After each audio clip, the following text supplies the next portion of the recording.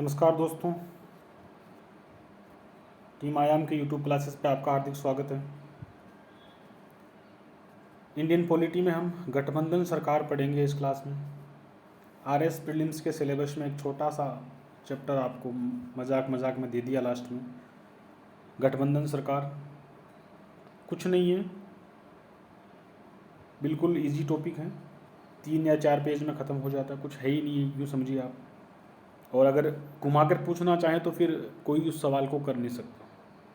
बात समझ रहे हैं? यानी ये वो टॉपिक है जिससे अगर आपसे सवाल थोड़ा घुमा के पूछे ना, अगर बहुत डिटेल में जा कर के पूछे तो फिर वो जो सवाल बनाया उसी को पता होगा, आपको पता ही नहीं हो सकता। ठीक है। और अगर आसानी से बनाए तो फिर आप आराम से अखबार रोज़ पढ़ते हो, चीज़ों को जानते हो, आप कर सकते हो। थोड़ा प्रयास करते हैं कुछ चीज़ों को पढ़ने की, ताकि आपको अगर सवाल आए तो हो जाए, वरना इस चैप्टर से ठीक है पढ़ लेना और ज़रा हेडेक लेने की आवश्यकता नहीं है, क्योंकि टॉपिक के नाम पर कुछ भी नहीं है, मजाक है। ना तो संविधान में कहीं कोई आर्टिकल वगैरह ऐसा कुछ नहीं है। पॉलिटी का एक टॉपिक का प्रचलन है गठबंधन सरकार। नाम से जानते हो, परिभाषा बताने की आवश्यकता है नहीं। गठबंधन सरकार, भाई जब गांठ पड़ती है, दो लोग जुड़ते हैं, मिलते हैं, आपस में मिल कर के जब सरकार बनाई जाती है, उसको गठबंधन सरकार कहोगे। भाई गठबंधन सरकार का मतलब क्या हुआ? जब 2 पार्टियां या 3 पार्टियां, 4 पार्टियां मिलकर के अपनी सरकार बनाती हैं, तो उसे हम क्या कहते हैं? गठबंधन सरकार। परिभाषा लिखना चाहो तो ठीक है, वरना आपको समझ में तो आ ही जाता है। इतनी अब जब आप आरएस के लेवल का पेपर दे रहे हो तो अखबार पढ़ना आप जानते हो, अखबारों में रोज़ आप देखते हो किस सरकार में गठबंधन है, किस सरकार में नहीं। ठीक है ना। जब 2 या 3 पार्टियां मिलकर के एक समूह बना करके सरकार बनाती है, उसे हम क्या कहते हैं? गठबंधन सरकार। और जब किसी एक पार्टी को स्पष्ट बहुमत मिल जाता है, उसे किसी के सहयोग की ज़रूरत नहीं होती है, तो उसे हम गठबंधन सरकार नहीं कहते। उसमें वो दूसरी पार्टियों को साथ रखे तो उसकी मर्जी, वरना कोई ज़रूरी नहीं। जैसे अभी मोदी जी की सरकार है केंद्र में, भारतीय जनता पार्टी की सरकार है, इनको खूब सारी सीटें मिली हुई है, जितनी 272 सीट केंद्र में चाहिए अभी वर्तमान में केंद्र में कितनी सीट चाहिए? 272 सीट चाहिए। अब मोदी जी की बीजेपी के पास 272 प्लस है, 272 से ज़्यादा मोदी जी के पास सीटें हैं, तो उनको किसी की ज़रूरत नहीं है। भाई कहने का मतलब क्या है? भारत में प्रधानमंत्री बनने के लिए उस नेता के पास कम से कम 272 प्लस जो है उसके पास एमपी होने चाहिए। अभी बीजेपी के पास ये है, इनसे ज़्यादा है, तो उन्हें किसी की ज़रूरत नहीं है। ठीक है, तो ये गठबंधन सरकार इसे हम नहीं कह सकते।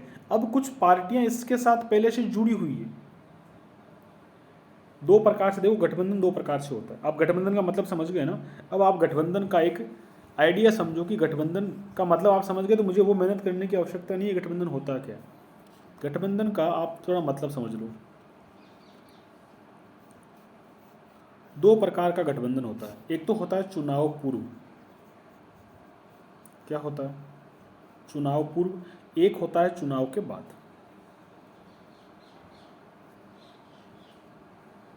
2 प्रकार का गठबंधन। यहाँ गठबंधन वाली दोस्ती मान लो आप, पार्टियों के बीच में दोस्ती। तो भारतीय राजनीति में क्या है? बहुत बड़ा देश है, एक पार्टी पूरे देश में फैल पाए बड़ा आसान काम नहीं। कांग्रेस ने काफ़ी सालों तक ऐसा किया, लेकिन बाकी दलों के लिए संभव नहीं है। और आज की राजनीति में ये काफ़ी कम संभव होता जा रहा है। अभी भाजपा पिछले 10 साल से कोशिश कर रही है, लेकिन बड़ा मुश्किल है, क्योंकि अलग अलग विविधताएं हैं, अलग अलग मुद्दे हैं, अलग अलग भाषाएं, अलग अलग बोलियाँ हैं। अब अगर मोदी जी साउथ इंडिया में जाकर हिंदी में भाषण दें तो ठीक है, जो अपर स्ट्रीम के लोग हैं, जो देश से जुड़े हुए हैं, वो तो समझ जाएंगे, लेकिन जो लोअर ग्रामीण क्षेत्र के लोग हैं, लोअर एरियाज़ के लोग हैं, वो बातों को नहीं समझ पाएंगे ढंग से, वो उतने धारा प्रवाह चीज़ों को नहीं समझ पाएंगे, तो कैसे अपनी बात पहुंचा सकते हैं? तो इस विविधता के कारण इस इतने बड़े देश में एक पार्टी का राज करना संभव नहीं है। तब एक सिस्टम चलन में आएगी, गठबंधन बना करके सरकार बना ली जाए। मतलब कुछ पार्टियां चुनाव से पहले दोस्ती कर लेती है और कभी कभी चुनाव के बाद दोस्ती करनी पड़ती है।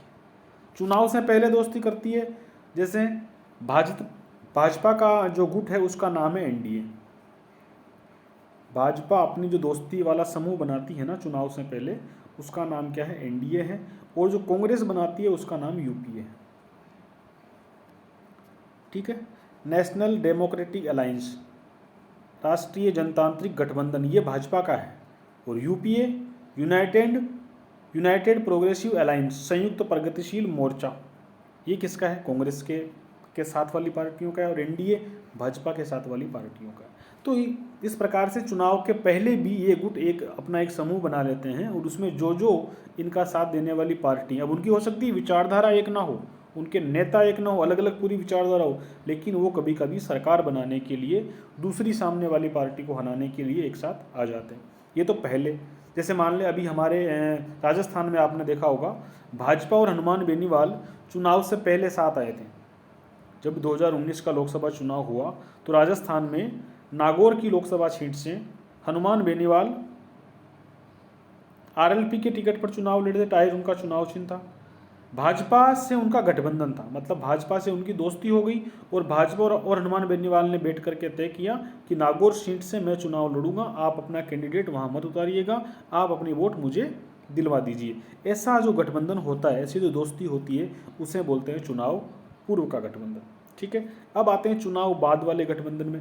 कई बार क्या होता है, जितनी सीट आपको सरकार बनाने के लिए चाहिए उतनी सीट किसी एक पार्टी को या एक गठबंधन को नहीं मिल पाती, तब चुनाव पूर्व कुछ एक और प्रयास करते हैं कि आ जाइए आप, हम यहाँ सरकार बनाते हैं।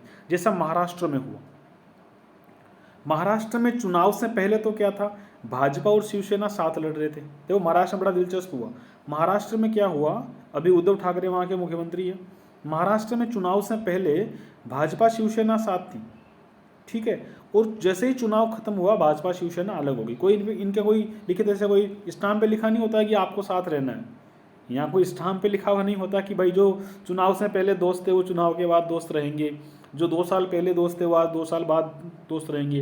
हनुमान बेनीवाल जो नागौर से एमपी है, वो चुनाव से पहले तो भाजपा के साथ थे, चुनाव के बाद भी कुछ साल तक रहे, लेकिन अभी किसान आंदोलन के समय उन्होंने भाजपा का साथ छोड़ दिया।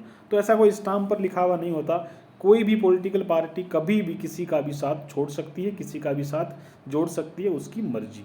जनता उसको सबक सिखा देगी, अगर उन्होंने कुछ गलत या सही किया वो बाद के मैटर है, लेकिन ऐसा कोई स्टाम्प पर लिखा हुआ नहीं होता। इनकी सबकी अपनी अपनी मर्जी होती है, सबके अपने अपने स्वार्थ होते हैं, सबके अपने अपने वोट होते हैं, उनको हासिल करने का, जनता को रुझाने का इनका प्रयास होता है। तो चुनाव से पहले गठबंधन आप समझ चुके, चुनाव के बाद चुनाव हो गए, सीटें आ गई, उसके बाद सरकार तक जितने हमको मुख्यमंत्री बनाने के लिए एमएलए वगैरह चाहिए या एमपी चाहिए, तो फिर चुनाव के बाद में जो गठबंधन बनता है, चुनाव के बाद में जो जो पार्टियां साथ आती है, वो जो गठबंधन होगा उसे हम कहेंगे चुनाव बाद का गठबंधन। जैसे महाराष्ट्र का हम देख रहे थे, महाराष्ट्र में चुनाव के बाद शिवसेना,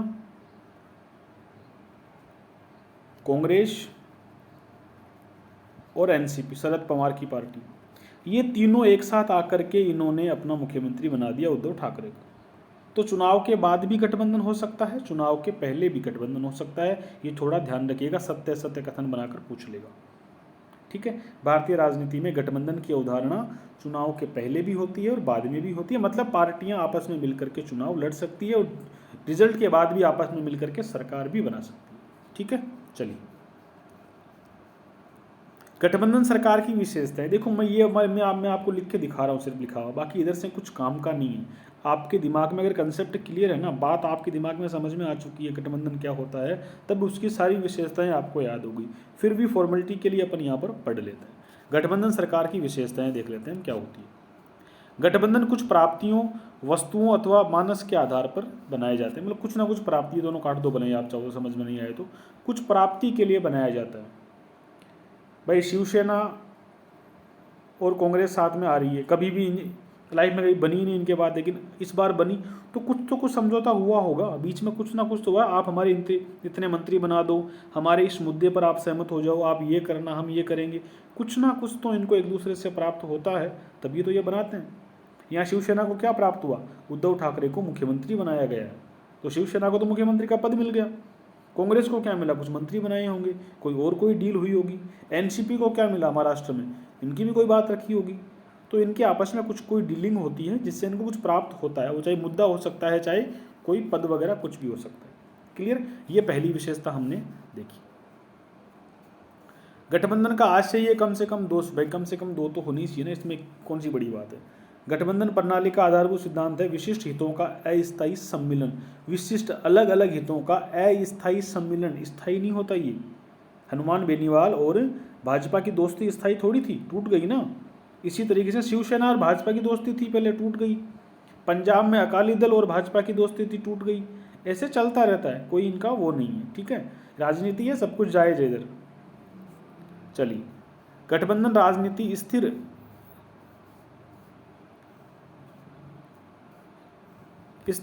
नहीं बल्कि गतिशील मामला है। ये सत्य वाले कथन आ सकते हैं, इसलिए मैं आपको लिखा रहा हूँ। गठबंधन की जो राजनीति है ना, वो स्थिर नहीं होती बल्कि गतिशील मामला होती है। मतलब चलती रहती है, कोई आया कोई जुड़ा, इससे दोस्त बने इससे दुश्मन बने, चलता रहता है। क्योंकि गठबंधन में शामिल दल और समूह विघटित होते रहते हैं, नए समूह बनते रहते हैं, बनाते रहते हैं। गठबंधन राजनीति का आधार ही समझौता है और अपरिवर्तनीय राजनीति आग्रहों का इसमें कोई स्थान नहीं है। मतलब परिवर्तन होता रहेगा, नए लोग आते रहेंगे, जुड़ते रहेंगे, कभी अच्छे रहेंगे कभी बुरे रहेंगे, सबका सब अपना स्वार्थ चलता रहता है। एक गठबंधन सरकार न्यूनतम कार्यक्रमों के आधार पर कार्य करती है, जो कि आवश्यक नहीं कि प्रत्येक सहभागी दल के लिए आदर्श हो। भाई गठबंधन में कई बार जहर के घूंट पीने पड़ते हैं। आप किसी पार्टी के साथ में हो तो उस दल की विचारधारा अलग है, वो किस प्रकार से काम करता है। जैसे शिवसेना है, वो हिंदूवादी एक पार्टी है, ठीक है, हिंदू मुद्दों को आगे रखने वाली पार्टी। कांग्रेस सब एक तरह से धर्मनिरपेक्ष पार्टी के आधार पर काम करती है, उसके लिए सभी धर्म समान है। एनसीपी के मुद्दे अलग है, फिर भी तीनों साथ आकर के बात कर रहे। तो तीनों क्या सोचते हैं, तीनों पार्टियां एक साथ बैठी, इन्होंने जो मिनिमम इनका बीच में आ रहा है कि भाई हम इस वाली बात पर तो हम तीनों सहमत है, तो वो न्यूनतम कार्यक्रम बनाते हैं कि भाई जो बात हम तीनों को पसंद आ जाए वो काम हम जनता के लिए करते हैं। उस बात का तीनों में अगर समझौता होता है तो वो करते हैं, और यहाँ अगर के टकराव होता है तो एक दूसरे से अलग हो जाते हैं। जैसे अभी हनुमान बेनीवाल भाजपा से अलग हो गए। हनुमान बेनीवाल भाजपा ने समझौता किया, चुनाव लड़े, कुछ मुद्दों पर बात बनी होगी, लेकिन किसान आंदोलन के समय हनुमान बेनीवाल को लगा कि मेरी जो बात है उस पर भाजपा सहमत नहीं है, वो अलग हो गई। पंजाब में अकाली दल और भाजपा का गठबंधन था, लेकिन किसान आंदोलन के समय अकाली दल को लगा कि भाजपा से हमारे मुद्दे मैच नहीं कर रहे, हमारे मुद्दों में टकराव आ रहा है, उन्होंने छोड़ दिया। तो ये चलता रहता है, कभी कभी आएंगे, कभी जुड़ेंगे, वापस अगले चुनाव में फिर जुड़ जाएंगे। बिहार में देख लीजिए, पिछली बार जब इलेक्शन थे तो नीतीश कुमार आरजेडी के साथ थे, भाजपा के खिलाफ लड़ रहे थे, लेकिन इस बार उन्होंने पाला बदल के वापस भाजपा के साथ आ गए। चलता रहता है। व्यवहारिक न की विचारधारा गठबंधन राजनीति की चालक शक्ति है। मतलब व्यवहारिक जो है ना, वही राजनीति की चालक शक्ति है। विचारधारा गठबंधन आप मतलब एक जगह पकड़ के पूंछड़ा पकड़ के नहीं बैठ सकते कि मैं तो यही करूंगा। अगर ऐसा ही करेंगे तो फिर आप किसी गठबंधन में शामिल होने लायक नहीं होंगे, आपको लचीला होना पड़ेगा। राजनीतिक समायोजनों के लिए सिद्धांतों को ताक पर रखा जाता है। राजनीति के समायोजन के लिए निश्चित तौर पर सिद्धांतों को ताक पर रखा जाता है। आपको रोज अखबारों में आप पढ़ेंगे, ये पार्टी इसके साथ मिली, ये इसके साथ किया। कभी कभी विश्वास ही नहीं होता तब भी कर लिया जाता है। 2019 के लोकसभा चुनाव से पहले मायावती और अखिलेश यादव, मुलायम सिंह यादव की पार्टी, समाजवादी पार्टी, इनके बीच गठबंधन हो गया। जबकि अगर भारतीय राजनीति में दुश्मन नंबर 1 किसी को माना जाता था तो मायावती और मुलायम सिंह को माना जाता था, लेकिन वो 2019 के चुनाव में एक साथ आए, एक साथ गठबंधन करके एक दूसरे के वोट ट्रांसफ़र करवाए। ऐसा भारतीय राजनीति में होता आया है। सिद्धांतों को और पुराने प्रेम और नफरत को मिटाने का काम कई बार ऐसा होता है। गठबंधन समायोजन का लक्ष्य ही सत्ता प्राप्ति, और कुल मिलाकर सत्ता प्राप्ति इनका लक्ष्य। यहाँ से कोई सवाल मुझे लगता नहीं बनेगा, एक बार आपने देख लिया, फॉर्मेलिटी पूरी हुई। चलिए आगे बढ़ते हैं। अब देखो, यहाँ से सवाल बन सकता है, पहले 4 लोकसभा चुनावों में, यानी कि 1952, 1962, ठीक है, इसको 52 के बाद 57 कर लो, ये थोड़ा गलत लिखा हुआ है ना, ये इसको ठीक करो पूरे को। पहले 4 लोकसभा चुनाव 1952, 1957, 1962, 1962 और 1967, क्या लिख रहा हूँ मैं, 67 लिखो इसको, ये 1967, ये 4, इन सबको काट दो, गलत लिखा हुआ है। 1952, 1957, 1962 और 1967, मतलब शुरू के 4 लोकसभा चुनावों में गठबंधन सरकार बनाने की ज़रूरत नहीं पड़ी क्योंकि कांग्रेस पार्टी को सरकार बनाने के लिए आवश्यक बहुमत मिलता रहा। ये सवाल आपसे पूछा जा सकता है, भारत में पहली बार गठबंधन सरकार कब बनी, और मान लो 3 सन इसमें से उठ करके आ जाए, इनमें से उठ करके आ जाए कोई 3 सन लिखी हुई, तो आपको पता है कि भाई शुरू के 4 चुनाव जो थे 52 से 51 से शुरू हो रहे थे, ठीक है। पहला 52 में हो गया, 5 साल चला 57, फिर 5 चला 62, फिर 5 साल सरकार चली 67, मतलब शुरू के 4 चुनावों में तो अकेली कांग्रेस ही स्पष्ट बहुमत के साथ जीतती आई थी। इसका मतलब शुरू के 4 चुनाव तक 1967 तक तो हम कह सकते हैं, ठीक है, हम कह सकते हैं कि गठबंधन सरकार का नाम ही नहीं था। बात समझ में आई। शुरू के 4 चुनावों में कांग्रेस को ही स्पष्ट बहुमत मिलता रहा। स्पष्ट बहुमत का मतलब क्या, अकेली अपने दम पर सरकार बना ली थी, तो किसी को साथ लेने जैसी कोई बात नहीं आई। तो गठबंधन सरकार इन शुरू के 4 चुनावों में तो नहीं देखने को मिलेगी। अब आपको 1-2 एग्जाम्पल देखने हैं कि भाई कब बनी, ठीक है। ये 1977 कर लो, इसको मैं ठीक कर देता हूँ, 1977 कर लो, 1977। सबसे पहले गठबंधन सरकार किसकी बनी, जनता पार्टी की बनी। कब बनी, 1977 में बनी। ये सवाल आपसे पूछा जा सकता है, भारत में पहली गठबंधन केंद्र की सरकार कब बनी, 1977 में बनी। किस पार्टी की बनी, जनता दल की बनी। पहले गठबंधन सरकार के प्रधानमंत्री कौन थे, बताएंगे मोरारजी देसाई, ठीक है। भारत में गठबंधन सरकारों के पहले प्रधानमंत्री कौन थे, मोरारजी देसाई। इन्होंने एक अलग, मतलब कांग्रेस के थे पुराने, लेकिन कांग्रेस से हटकर कांग्रेस संगठन के नाम से एक पार्टी बनाई थी, उस पार्टी के साथ। अब इसमें कौन कौन से दल थे, ये सवाल मुझे लगता नहीं पूछा जाएगा, फिर भी आप थोड़ा सा इनको देख सकते हैं। कांग्रेस संगठन याद रखोगे, भारतीय, ये आप ब्रैकेट में सही लिखा हुआ है ना, इसको याद रखेंगे। भारतीय जनसंघ याद रखोगे, पहली गठबंधन सरकार 1977 में बनी थी, 1977 में। कांग्रेस संगठन, भारतीय जनसंघ, भारतीय लोकदल, सोशलिस्ट पार्टी, इसको यहाँ लिख लो, socialist party, Congress for democracy और चंद्रशेखर ग्रुप। चंद्रशेखर के कुछ साथियों ने भी एक समूह बनाकर चुनाव लड़े थे, उसे चंद्रशेखर ग्रुप कहते थे। ये पार्टियां पहली गठबंधन सरकार में शामिल थी। ऐसा सवाल हो सकता है पूछ ले कि प्रथम केंद्रीय गठबंधन सरकार में कौन कौन से दल शामिल थे, कौन से दल शामिल नहीं थे। तो कांग्रेस तो नहीं था, सीधी सी बात है, कांग्रेस के खिलाफ ये सब लोग लड़े थे, तो कांग्रेस को बाहर कर देना, बाकी सबको अंदर कर देना, आपका सवाल सही हो जाएगा। कांग्रेस ये कांग्रेस से अलग है, ध्यान रखना, ठीक है। भारतीय जनसंघ याद रखोगे, भारतीय लोकदल याद रखोगे, इधर ये सोशलिस्ट पार्टी है, फिर कांग्रेस फॉर डेमोक्रेसी के नाम से पार्टी और चंद्रशेखर ग्रुप याद रखोगे। इसके बाद एक दूसरा मौका कब आया, जब गठबंधन सरकार बनी, फिर आपको 1979 से 80 में जनता पार्टी की सेकुलर सरकार बनी, ठीक है। जनता पार्टी की सेकुलर सरकार बनी, चरण सिंह उसके प्रधानमंत्री रहे। तो मोरारजी देसाई के बाद में वो प्रधानमंत्री जो गठबंधन सरकार से बने थे वो थे चौधरी चरण सिंह। पार्टी कौन सी थी इनकी, जनता पार्टी, जनता पार्टी सेकुलर नाम से पार्टी बनाई। 1979 और 80 में ये इसका गठन हुआ, 1979 और 80 याद रखोगे। इसमें कौन कौन सी थी, जनता पार्टी स्वयं थी एस, कांग्रेस यू यूनाइटेड नाम था, कांग्रेस आई, ये इन पार्टियों का इन्हें समर्थन मिलता रहा, इस बात को याद रखें। तो शुरू की 2 रख लो बस, बाकी आपको यहाँ से अगर बीच में से कोई सवाल पूछेगा भी ना, तो वो मुझे लगता है 100% लोग उसको गलत करके आएंगे। इतना डिटेल पूछेगा कि आपको हवा भी नहीं लगेगी, ठीक है। तो आप वहाँ अपनी एनर्जी वेस्ट मत करिए उनको याद करने की, कि बीच में जो सरकारें बनी थी उनमें, क्योंकि ये लोग आते जाते रहते हैं, इनका कोई परमानेंट नहीं है।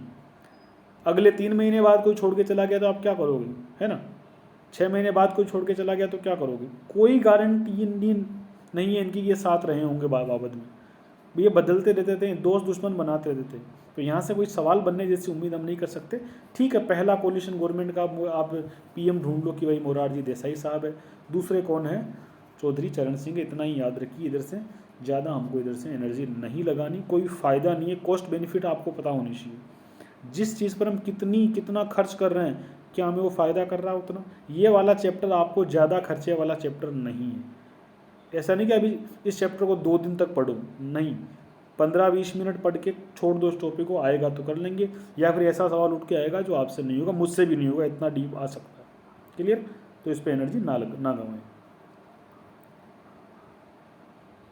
अभी जो वर्तमान वाली है ना उसको थोड़ा देख लो आप हल्का सा। अभी जो वर्तमान में क्या है वो देख लो। मोदी जी बने 2014 से पीएम, ठीक है। पहली भाजपा सरकार जो थी इससे पहले वाली, उस समय कौन सी पार्टियां साथ थी और आज कौन सी पार्टियां साथ हैं। इनके गठबंधन का नाम क्या है? एनडीए है। जिस गठबंधन का भाजपा नेतृत्व करती है, मतलब भाजपा और उसकी साथ वाली पार्टियों का जो समूह है ना, उसको हम क्या कहते हैं? एनडीए कहते हैं, राष्ट्रीय जनतांत्रिक गठबंधन। प्रधानमंत्री कौन बने इस गठबंधन से? नरेंद्र मोदी। हालांकि बीजेपी को अकेले अपने दम पर सीटें मिल चुकी थी। क्या अभी जो वर्तमान सरकार है आप इसे गठबंधन सरकार कहोगे? नहीं कहेंगे गठबंधन सरकार, लेकिन सरकार गठबंधन की है। देखो गठबंधन सरकार है नहीं है, क्योंकि बीजेपी को अकेले अपने दम पर सरकार बनाने जितने एमपी उनके पास अपने खुद की पार्टी के हैं, लेकिन फिर भी इनके साथ कुछ लोग मिले हुए हैं और वो चुनाव से पहले मिल चुके थे। इसलिए हम कुछ हद तक कह सकते हैं कि भाई गठबंधन की सरकार है, एनडीए की सरकार है। अब कल को मान लो बीजेपी कमज़ोर हो जाए, तब ये साथ देंगे नहीं देंगे? तो ये इनको एक अपना समूह बना के रखना पड़ता है। कई बार आप मजबूत होते हो, फिर भी आपको दोस्त बना के तो रखने पड़ते हैं। ऐसा तो है नहीं कि आप पैसे वाले हो गए, बहुत बढ़िया गाड़ी वाड़ी हो गई आपके पास, बंगले हो गए, तो आप दोस्त छोड़ दोगे? नहीं छोड़ोगे ना। तो ऐसा ही इनके साथ है। पार्टी कितनी भी मजबूत हो जाए, पार्टियां अपने दोस्त बनाकर रखती है ताकि संकट के समय वो काम आए, कभी भविष्य में संकट पड़े तो। इसीलिए भाजपा ने भी इस एनडीए को बनाए रखा है। ऐसा नहीं कि एनडीए समाप्त कर दिया, भाई तुम सब जाओ अपने अपने घर, हम खुद सरकार चला लेंगे। अभी भी भाजपा की सरकार में कई मंत्री ऐसे हैं जो दूसरे दलों के। इस अपना दल से अभी हम आपके मंत्री बनाए अनुप्रिया पटेल को। बहुत सारे दल इस तरह की जिनसे स्पष्ट बहुमत होने के बाद भी मंत्री बना दिए जाते हैं ताकि भविष्य में वो काम आए, किसी स्टेट के चुनाव में भी वो उनसे काम आए, ठीक है। तो कौन थे 14 में? भाजपा स्वयं थी, एलजेपी, मैं पिछली क्लास में आपको एग्जाम्पल बताया, वहाँ विवाद चल रहा है अभी, वही party Lok Janshakti party, TDP Telugu Desam party, Shiv Sena. देखो शिवसेना 14 में मोदी जी के साथ थे, आज नहीं है। उस समय थे ना, तो उस समय के लिए हमें याद करना पड़ेगा ना, काट नहीं सकते। अकाली दल उस समय साथ था, आज नहीं है। राष्ट्रीय लोक समता पार्टी आरएसएलपी, अपना दल कभी आता है कभी जाता है, कभी आता है कभी जाता है, लेकिन चलता रहता है। ये 2014 के समय इनके साथ में था। 19 में अभी हमारे प्रधानमंत्री मोदी जी, वही सरकार है, वही दल है।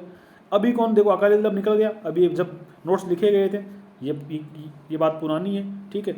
उस समय शिवसेना भी थी, आरएलपी भी थे, हनुमान बेनीवाल, लेकिन आज की तारीख में नहीं है। आज की तारीख में बीजेपी है और भी उनके साथ गठबंधन है। टीडीपी अभी बना हुआ है, ठीक है। ये एलजेपी अभी इनके साथ बनी हुई है, अपना दल वापस इनके साथ आ गया। तो ये चलता रहता है। तो इनके साथ आपको ज़्यादा डिटेल करने की आवश्यकता नहीं, हल्का सा याद रखो, अखबारों को पढ़ते रहो। अखबार आपने आज तक अच्छे से पढ़े तो आपको करंट में चीज़ें याद रह जाएगी। कुछ एग्जाम्पल स्टेट गवर्नमेंट के देख लो, यहाँ से हो सकता है कभी सवाल पूछ ले। वर्तमान में गठबंधन की राज्य सरकारें देख लो, यहाँ से सवाल मुझे लगता है कि शायद आपसे पूछा जा सकता है, यहीं से पूछना चाहिए वर्तमान का करंट में। महाराष्ट्र में मैंने आपको बताया 3 दलों की गठबंधन सरकार है, शिवसेना, कांग्रेस और एनसीपी, ठीक है। नेशनलिस्ट कांग्रेस पार्टी, राष्ट्रवादी कांग्रेस पार्टी, घड़ी चुनाव चिन्ह इनका। कांग्रेस का आपको पता है हथ का पंजा है, शिवसेना का तीर कमान है, धनुष है ना, धनुष तीर कमान, वो शिवसेना का चुनाव चिन्ह। थोड़ा इस तरह का देख लिया करो। तो महाराष्ट्र में शिवसेना, कांग्रेस और एनसीपी है। हरियाणा में 2 पार्टियों ने किया गठबंधन। ऐसे पार्टियां 4-5 होती है, लेकिन आप तो मुख्य 2 पार्टियों का नाम याद कर लो, 3 का कर लो खींच के, बस इतना याद है। बीजेपी और जेजेपी, जननायक जनता पार्टी। बीजेपी आप जानते हो मोहनलाल खट्टर अभी हरियाणा के मुख्यमंत्री है, और दुष्यंत नाम से हैं, दुष्यंत चौटाला, वो जेजेपी से हैं, वो उप मुख्यमंत्री है। अब देखो इस पार्टी का गठन बीजेपी के खिलाफ हुआ था, पता है आपको? मतलब भारतीय राजनीति क्या क्या करवा देती है, कभी कभी तो हंसी आती है। इस पार्टी का गठन ही बीजेपी से तंग आकर के हुआ था। दुष्यंत चौटाला प्रचार ही भाजपा के खिलाफ कर रहे थे, लेकिन चुनाव के बाद जब भाजपा को सीटों की जरूरत पड़ी ना, तो इन्होंने समझौता कर लिया, सीएम बन गए मोहनलाल खट्टर साहब और दुष्यंत चौटाला साहब बन गए वाइस सीएम, उप मुख्यमंत्री बन गए। राजनीति कुछ भी करवा सकती है, सभी सिद्धांतों को किनारे रखने का काम करवा सकती है। तो ये बात है। तमिलनाडु में देखिए डीएमके की सरकार है, एमके स्टालिन वहाँ के मुख्यमंत्री है, स्टालिन साहब। प्रोग्रेसिव विचारों के आदमी हैं। M.K. स्टालिन, कांग्रेस का भी समर्थन है और बाकी छोटे मोटे और दलों का समर्थन है। तमिलनाडु में गठबंधन सरकार है, बिहार में गठबंधन सरकार है, जदयू नीतीश कुमार वाली, जेडीयू बोलते हैं इसको अंग्रेजी में, हिंदी में जदयू कह सकते हो। भाजपा, हम, HAM, ठीक है, और ये बाकी छोटे मोटे दलों का सरकार है। तो ये बिहार के अंदर अभी कोलिशन गवर्नमेंट है, हरियाणा में कोलिशन गवर्नमेंट है, महाराष्ट्र में कोलिशन गवर्नमेंट है, तमिलनाडु में कोलिशन गवर्नमेंट है, झारखंड में भी कैसी है कोलिशन गवर्नमेंट, गठबंधन सरकार है। झारखंड मुक्ति मोर्चा, हेमंत सोरेन जिसके मुख्यमंत्री है। अखबार पढ़ोगे, करंट अफेयर पढ़ोगे तो ये सारी चीज़ें याद रहेगी, ठीक है। कांग्रेस का भी इसमें समर्थन है, RJD की 1-2 सीट है, 1 सीट होगी, NCP की 1 सीट है, CPI की 1 आध सीट है। तो ये पार्टियों ने मिलकर झारखंड में गठबंधन सरकार बनाई। क्या राजस्थान में गठबंधन सरकार है? क्या राजस्थान में गठबंधन सरकार है? नहीं कह सकते। हाँ, CPI के 2 या 3 MLA उन्होंने समर्थन दे रखा है, BTP के 2 MLA राजकुमार रोत और एक और है, उन्होंने समर्थन दे रखा है, उसे आप गठबंधन नहीं कह सकते। बसपा वालों ने तो विलय कर लिया। गठबंधन का एकदम जो शुद्ध रूप है ना, वो कब आता है? जब सीटें कम पड़े और कोई समर्थन दे, तब आता है गठबंधन का मजा। ऐसे समर्थन, ऐसे दोस्त भाई जो पैसे वाला हो गया है, जिसकी सरकार बन रही है, उसके साथ कौन नहीं आना चाहता? सब आना चाहते हैं। निर्दलीय MP तो बनते ही इसलिए कि वो सरकार के साथ रहे, निर्दलीय MLA बनते ही इसलिए कि वो सरकार के साथ रहे। तो गठबंधन सरकार का मजा कब आता है? गठबंधन सरकार सही रूप से कब कही जाती है? जब वास्तव में ज़रूरत पड़े और उस समय समर्थन दिया जाए। हरियाणा में शुद्ध रूप से गठबंधन सरकार है, झारखंड में यहाँ पर शुद्ध रूप से गठबंधन सरकार है, बिहार में शुद्ध रूप से गठबंधन सरकार है, तमिलनाडु में शुद्ध रूप से गठबंधन सरकार है, महाराष्ट्र में तो प्योर कंप्लीटली बेस्ट एग्जाम्पल तो महाराष्ट्र है। गठबंधन किसे कहते हैं? अगर किसी को समझाना पड़े ना तो महाराष्ट्र का एग्जाम्पल जरूर देना चाहिए। तो ये हमने गठबंधन सरकारों के बारे में समझा। इतना ही इस चैप्टर में ज़्यादा समय खर्च नहीं करना चाहिए। आप फटाफट इसको याद रखें और यहाँ से अगर सवाल बनता है तो करिए, और कोई टफ सवाल आ जाए तो यहाँ से छोड़ना बेहतर रहेगा। तुक्का मारने की ज़रूरत मत करना, थोड़ा कोशिश कर लेना। करंट अफेयर पढ़ रहे हो, रोज़ अखबार पढ़ रहे हो, अपडेट रह रहे हो तो सही कर दो, ठीक है। इस क्लास में इतना ही करते हैं, अगली क्लास में नए टॉपिक के साथ मिलते हैं। धन्यवाद, ऑल द बेस्ट।